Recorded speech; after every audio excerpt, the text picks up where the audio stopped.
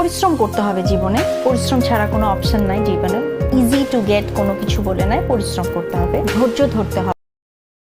সফল হতে হলে পাগল হতে হয়, আর যেই ব্যক্তি তার সফলতা অর্জন করতে পাগল হয়ে যায় তাকে বাধা দিয়ে আটকে দিবে এমন বাপের বেটা।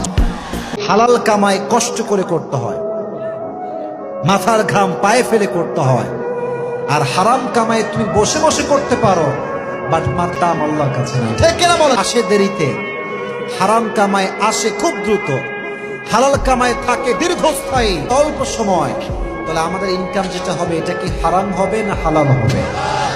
I love my work, I love my I love my passion. আমার স্বপ্ন, আমার প্লেস, আমার প্যাশন, আমার প্রফেশন আমি মন থেকে ভালোবাসি। এই কাজটা করলে আমি আমার প্যাশন খুঁজে পাই, সুখ খুঁজে পাই। If you love what you are doing, then you will be much successful. আপনি যদি আপনার কাজকে ভালোবাসার সাথে করতে পারেন, আপনার সুখ আর সফলতা কেউ আটকায় রাখতে পারবে না। ঠিক কিনা বলেন? বাইরে একটা কথাই বলতে চাই, মন দেয়া কাম করবা, কামের উপরে কোনো ওষুধ নাই।